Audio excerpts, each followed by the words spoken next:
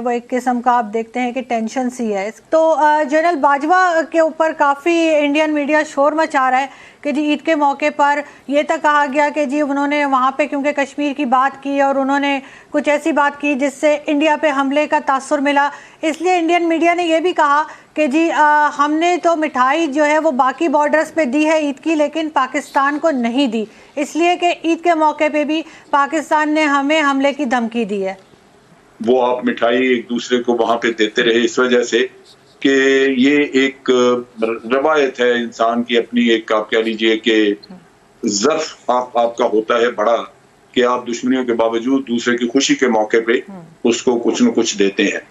तो मैंने ये देखा है कि मोदी जब से हुकूमत में आया है, जहां रवादारी और भाईचारे वाला किस्सा तो बिल्कुल खत्म ही हो गया, जो अपने मुल्क के अंदर अपने शहरियों को, अपने मुसलमान शहरियों को नहीं दे सकते कोई उस तरह की रवादारी या भाईचारा, तो हम तो खैर हैं ही दूसरा मुल्क, हमें क्या तवक्को रखनी चाहिए।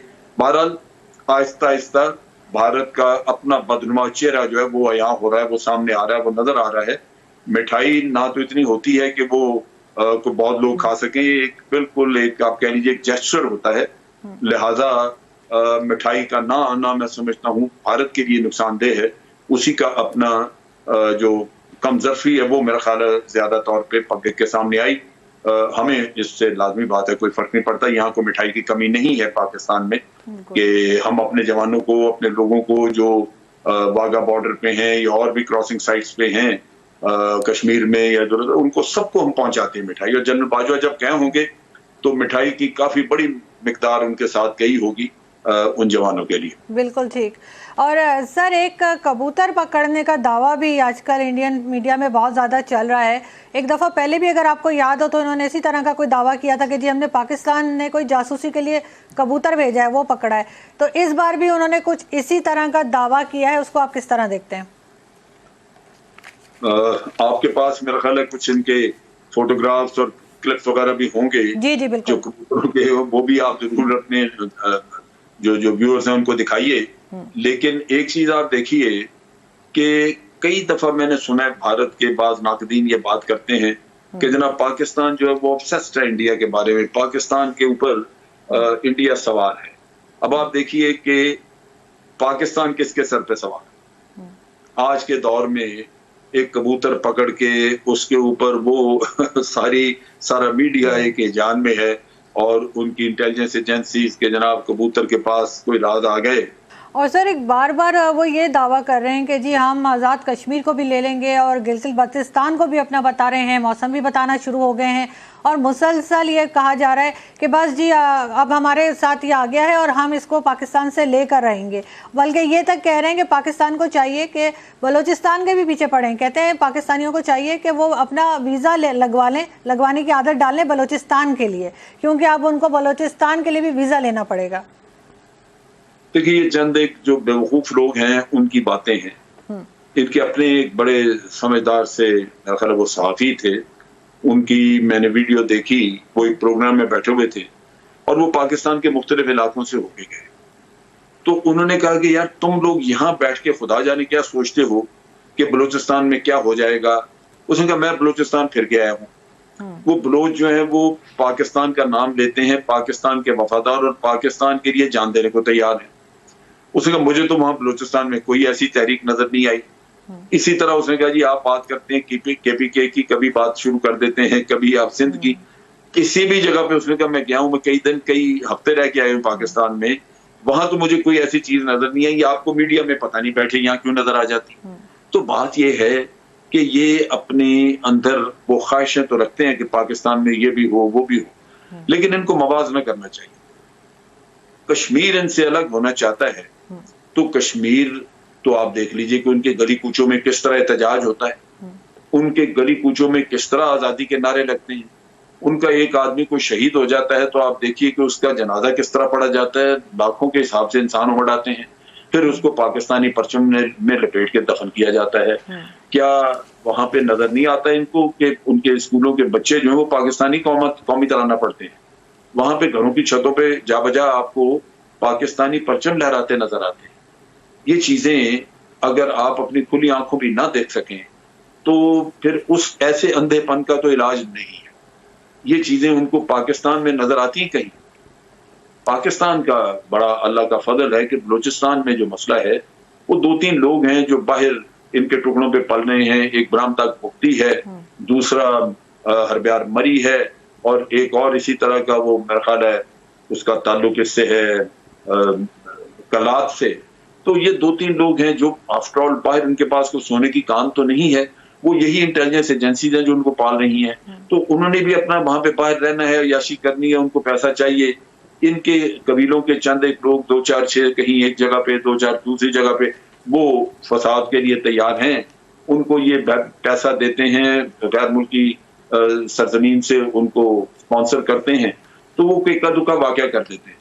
वाकया हो जाने से यूं ये चर्चा करते हैं कि जैसे पता नहीं यहाँ पे क्या तूफान है। भाई यहाँ नहीं है, यहाँ कोई पॉपुलर मूवमेंट ऐसी नजर ही नहीं आती कहीं जहां पे कोई एहतजाज नजर आया आपको।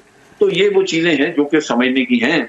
बहरहाल मैं समझता हूं कि वो अपनी नफरतों में इतना आगे जा चुके हैं कि उनकी अकल जवाब दे चुकी है। वो सोच विचार का जो कहते हैं कि अहलियत ही वो खो चुके हैं। वो रैशनलाइजेशन कर ही नहीं सकते अपनी नफरतों की वजह से चीजों की, और एक ख्वाहिश के तहत कि पाकिस्तान में ये भी बुराई हो जाए, ये भी मसला हो जाए, वो उसका प्रचार करते रहते हैं।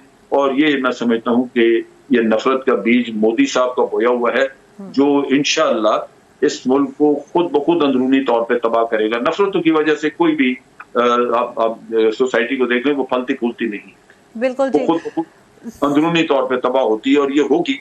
ये इन्होंने जो लीडर अपने लिए चुना है वो उसका खमियाजा ये भुगतेंगे।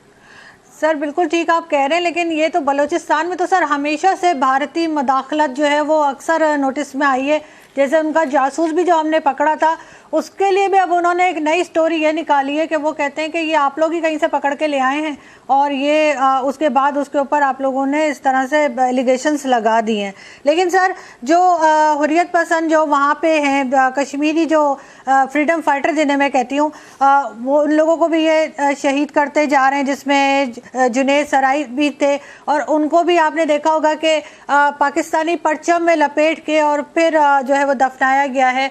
लेकिन सर एक तरफ तो ये कहते हैं कि जी पूरी दुनिया में कोरोना फैला हुआ है, और पाकिस्तान बजाय इसके कि वो कोरोना से लड़े और कोरोना की तरफ देखे और उसको हैंडल करे, वो हमारे ऊपर जी हमले करने की बात कर रहा है, एलिगेशन लगा रहा है। इस तरह की मतलब कहना चाहिए गलत बातें जो है वो इंडियन मीडिया और इधर उधर से पाकिस्तान के बारे में कही जा रही है। लेकिन दूसरी तरफ हम ये देखते हैं कि चाइना के साथ उनकी एक नई टेंशन शुरू हुई है, और आज भी शायद आपने भी वो क्लिप देखा होगा कि किस तरह से वहाँ से चाइनीज सोल्जर आए हैं और इधर से इंडियन सोल्जर्स हैं, और आपस में ये लड़ रहे हैं। हर तरफ भारत ने अपने लिए मुश्किल खड़ी की हुई है कि पाकिस्तान से 1 इंच भी इनकी बसात में नहीं है लेना।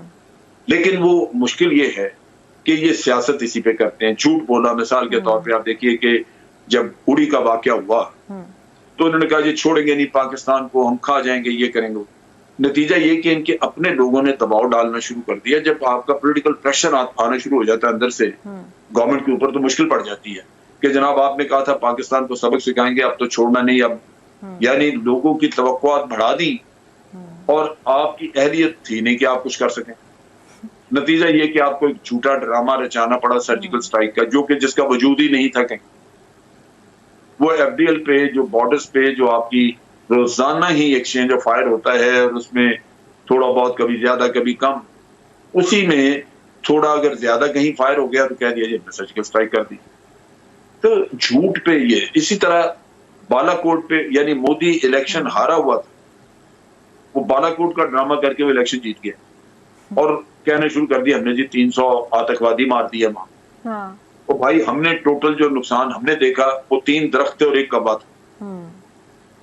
तो और फिर दुनिया को ले जाके दिखाया, पूरी दुनिया की मीडिया ने देखा, मुख्तलिफ ममालिक ने अपने प्रोग्राम में बताया कि ये अबॉर्टेड स्ट्राइक सीन में कोई भी किसी का कोई नुकसान नहीं हुआ। ये हुआ ये है कि आए थे जरूर वहां पे बॉम्बिंग करने के लिए, लेकिन जब इन्होंने देखा कि पाकिस्तान एयरफोर्स के जहाज हवा में आ गए हैं और अब यहाँ पे मुकाबला, तो ये दाएं बाएं फेंक के अपने गोला बारूद तो भाग गए। अगर ना भागते तो फिर पकड़े जाते। सो जान बचाई, चले गए, उधर जाके झूठ बोल दिया कि जनाब 300 लोग मार दिए। ये वो सूरत हाल है। और उस कौम में चूंकि नफरत भर दी है मोदी ने, उनके कान हर वक्त ये फ्रॉड और झूठ सुनना चाहते हैं कि कोई उनको ये सुना दे, काश हमने पाकिस्तान के इतने लोग मार दिए, हमने पाकिस्तान में ये कर दिया, वो कर दिया। तो अंदर से ये हालत